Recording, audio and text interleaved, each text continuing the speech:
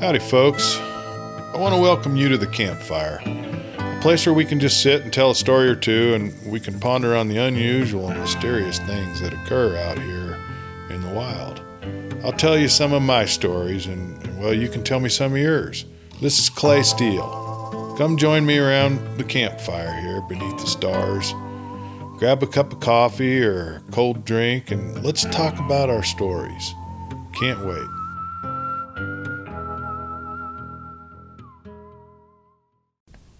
Howdy, folks. How are you this evening? Look at that. I already got a campfire going. I'm glad you showed up.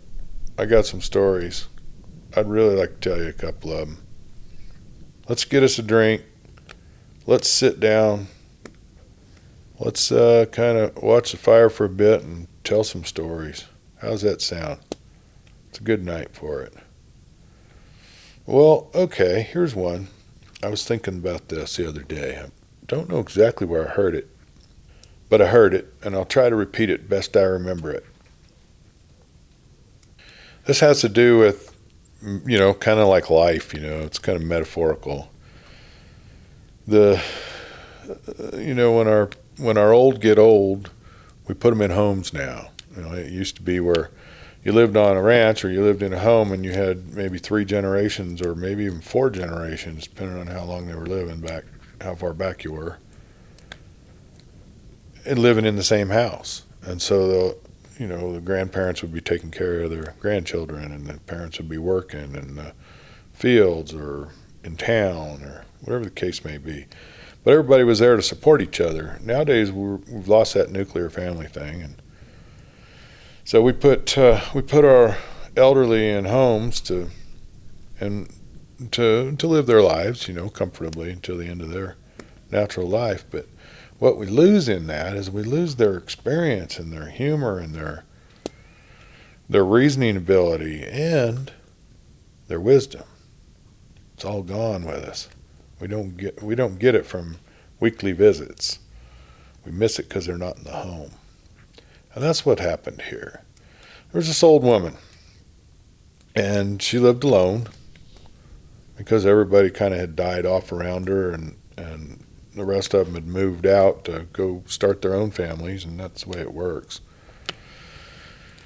So she lived in the old home up in the hills, and when they visited, when her family did rarely visit her, they would hear these stories, and she just started sounding crazier and crazier and crazier. And they thought, oh gosh, one of these days we're gonna have to get her moved into a home, because she's probably just gonna be a danger to herself.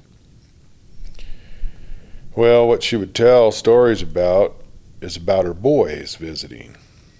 She made them cake, or she poured them some tea, or they played in the backyard. And everybody knew that her boys, she had 2 sons, but they had both died. One had died in Afghanistan fighting for the U.S. Army, and another had died in a vehicle wreck about 7 years earlier. So people thought maybe she's just imagining that her boys are there still, visiting her, or maybe she's seeing them. Maybe it's, it seemed harmless at the time. But they knew that at some point she was either going to wander off into the woods, or she was going to do something to hurt herself in some way accidentally. And so they thought she was really losing it when her daughter visited her, and she was knitting socks, and she said, "I'm knitting socks for the boys." And I guess what really set her off, the daughter off, was the fact that these socks were huge, big socks, 18 inches, 20 inches long. And so the daughter says, not only does she think the boys are still alive, she doesn't even know, what the standard size of socks should be. So we better go get her and put her in a home. So that's what they did. They set it up, and they found a place that they thought was, appropriate for her, and they moved her out and moved her in, all on the same day.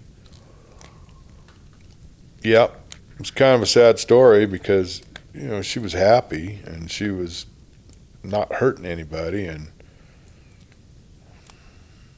maybe she just was a little lost, and she might have been better off not having told anybody about it, because what they would have found out if they'd have stayed the night and spent a little time there at the house is there was about 3 Squatch that would come around every night, and they would kind of mill around the backyard, and they'd watch her in the window, and they weren't trying to hurt anybody. And she would leave little knitted items for them outside, because she'd noticed one time that they had pulled some clothing off the drying line, and she wanted to know what that was all about, just see how curious they were. So she knitted some hats for them. She had nothing but time and yarn, apparently. Left these hats on the back porch, and they found them, and so she started making the socks for them. That's how that started. Well, she was moved out before she had time to knit many of them, but the story is that she got at least one pair out there, and that's a whole nother story, but it's out there.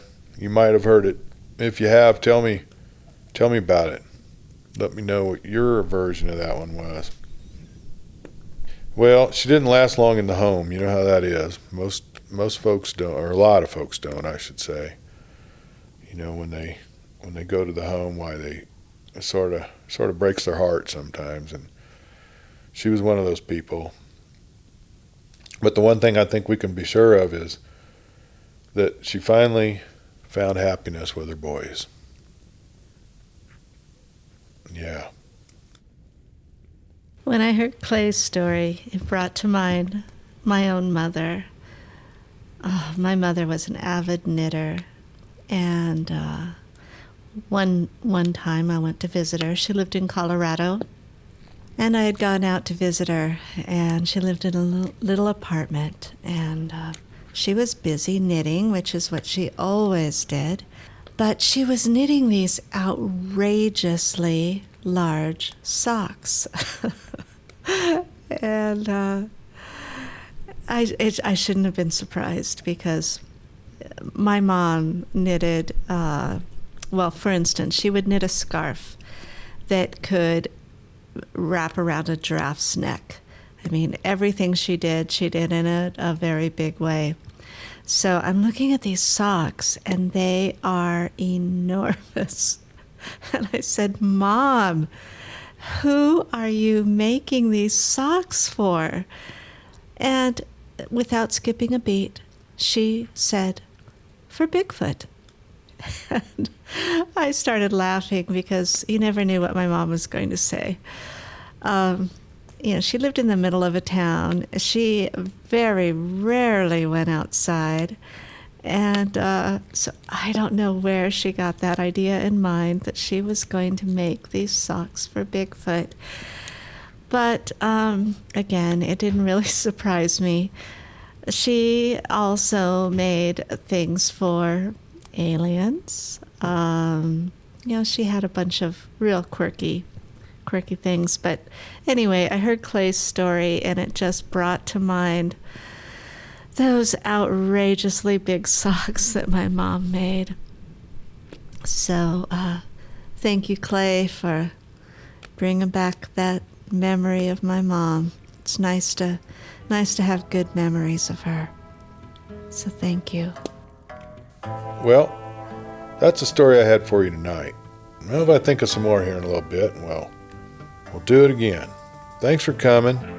Enjoyed the campfire with you. We'll do it again tomorrow.